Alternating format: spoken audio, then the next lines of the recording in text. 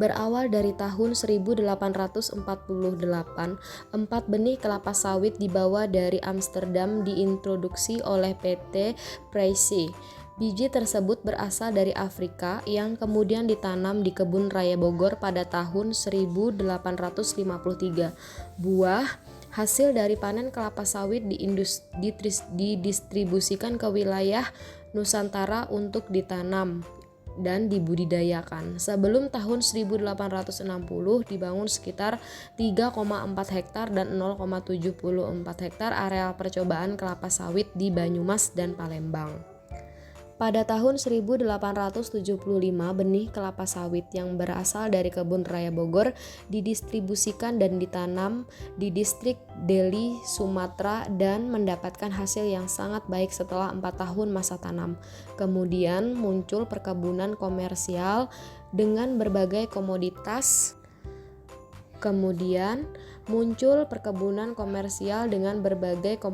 Yang sudah diizinkan oleh Kesultanan setempat di wilayah Sumatera bagian timur. Pada saat itu, kelapa sawit masih dianggap hanya tanaman hias di pinggir jalan.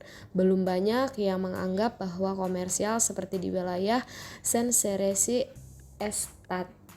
Pada tahun 1878, Direktur Kebun Raya Bogor merancang lokasi uji kelapa sawit seluas 0,4 hektar di Kebun Ekonomi Bogor. Hasil pengujiannya tentu sangat mendapatkan kebaikan.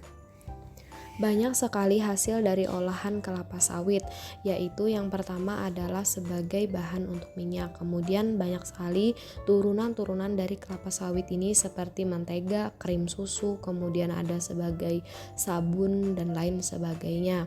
Dan juga ada sebagai tambahan untuk pembuatan kosmetik seperti lipstik ataupun krim wajah.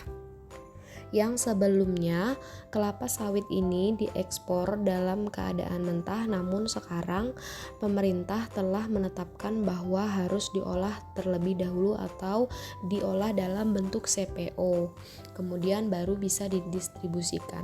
Seiring dengan banyaknya minatan terhadap sawit dan juga harga yang relatif stabil membuat masyarakat untuk tertarik dalam membudidayakan. Jadi ada beberapa tahapan dalam penanaman kelapa sawit yang benar, yaitu yang pertama adalah mempersiapkan tanah atau lahan.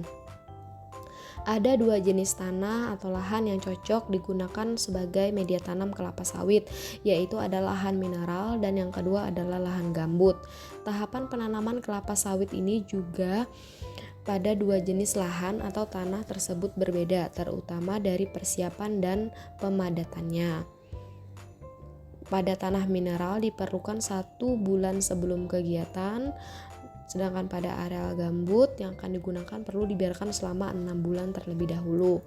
Kemudian yang kedua adalah persiapan areal tanah. Setelah mempersiapkan jenis lahan, tahapan penanaman kelapa sawit selanjutnya adalah mempersiapkan areal tanah yang digunakan.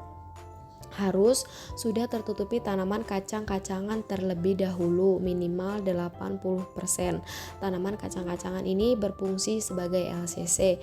Kemudian lubang tanam pada area yang akan ditanami perlu dibuat titik pancang tanaman dengan ukuran 60 x 60 x 60. Lubang ini harus dibuat minimal 2 minggu sebelum hari H proses penanaman. Proses pembibitan tanaman kelapa sawit. Nah, memasukkan bibit ke dalam lubang tanam yang sudah dibuat, Anda perlu melakukan tahapan persiapan bibit kelapa sawit terlebih dahulu, yaitu dengan penanaman terlebih dahulu atau yang disebut dengan pre-nursery, yaitu bibit berusia sampai 11 dan 15 bulan atau minimal 9 bulan yang dinamakan my-nursery. 2 minggu sebelum tanam, bibit yang sudah disiapkan perlu diputar terlebih dahulu agar akar yang menembus tanah terputus. Kemudian pengangkutan bibit. Nah, tahapan ini biasanya kita menyemai bibit itu tidak jauh dari lahan untuk penanaman atau lahan utama, karena agar mempermudah pengangkutan bibit dan juga meminimalisir adanya kematian atau kerusakan pada bibit.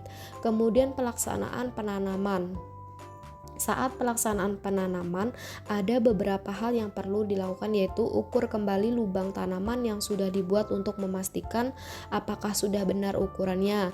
Polybag bibit kelapa sawit yang sudah dibawa dan diletakkan di samping lubang tanam, dimiringkan dan disayat keliling. Kemudian memasukkan ke dalam dasar lubang, memasukkan tanah topsoil atau lapisan 30 cm dari atas permukaan terlebih dahulu dengan sedikit demi sedikit lalu padatkan.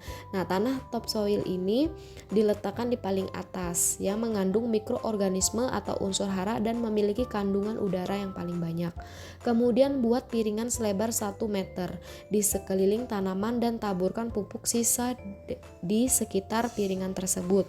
Kemudian tancapkan polybag bekas pada pancangan. Tujuannya untuk mengetahui bahwa tanaman benar-benar sudah ditanam. Kemudian setelah melakukan penanaman, tentu kita akan melakukan tahapan pemeliharaan dalam budidaya. Nah, pemeliharaan ini meliputi penyulaman dan penjarangan. Jika terjadi bibit yang memiliki pertumbuhan tidak normal atau terkena penyakit bahkan mati, maka bibit tersebut harus disulam. Penyulaman ini dilakukan ketika berumur 10 hingga 14 bulan. Kemudian juga ada penyiangan, yaitu membersihkan gulma yang tumbuh di sekitar tanaman kelapa sawit. Kemudian adanya pemupukan kelapa sawit. Ini merupakan kegiatan perawatan budidaya tanaman kelapa sawit yang bertujuan untuk memberikan makanan pada tanaman sawit. Kegiatan ini merupakan kegiatan yang harus dilakukan dengan cara yang baik agar budidaya tanaman kelapa sawit dapat maksimal. Adapun takaran atau dosis pada pre-nursery antara umur 0 sampai 3 bulan 20 ml dibanding 1 liter, ini untuk fase pertumbuhan dari penggunaan POC, GDM atau sesuai pada umurnya. Kemudian pada my-nursery antara usia 3 sampai 12 bulan yaitu 20 ml per 1 liter dilarutkan. Kemudian tahapan yang lainnya adalah pengendalian hama dan penyakit, yang merupakan kendala yang dihadapi oleh pelaku budidaya kelapa sawit. Serangan hama dan penyakit dapat membuat kelapa sawit tidak berproduksi secara maksimal, bahkan ada yang membuat kelapa sawit gagal panen. Agar hasil budidaya sawit ini menjadi maksimal, maka kita harus mewaspadai hama kelapa sawit apa saja yang sangat berbahaya, yaitu ada hama ulat. Ulat ini tentu banyak sekali jenisnya, antara lain adalah ulat kantong dan ulat api. Ulat kantong ini menyerang pada bagian daun yang dapat menyebabkan kerusakan pada daun, kemudian akan mengganggu proses fotosintesis dan akan berimbas kepada hasil produksi tanaman kelapa sawit. Kemudian hama kumbang atau hama Oryctes rhinoceros. Nah, kumbang ini menjadi hama kelapa sawit saat fase larva. Pada saat fase larva, kumbang ini akan memakan daun muda yang mengakibatkan daun berbentuk seperti segitiga pada saat dewasa. Kemudian ada hama tikos, kemudian jika penyakit sawit yaitu ada penyakit akar atau busuk akar, penyakit busuk pangkal. Kemudian setelah kita mampu mengatasi berbagai hama dan penyakit, kita akan sampai pada tahapan panen. Nah, di mana umumnya kelapa sawit ini berbuah setelah umur 2,5 tahun dan masak 5,5 tahun setelah penyerbukan. Buah kelapa sawit dapat dipanen ketika berumur 31 bulan, namun tidak semua buah kelapa sawit dapat dipanen secara bersamaan. Adapun data produksi tanaman kelapa sawit dari tahun 2016 sampai dengan 2018 di Kalimantan Tengah. Seperti kita lihat, Kabupaten Seruyan pada tahun 2016 menghasilkan 694.863,88 ton. Kemudian pada tahun 2017 produksi 695.056,55 ton. Pada tahun 2018 memproduksi 955.743,13 ton.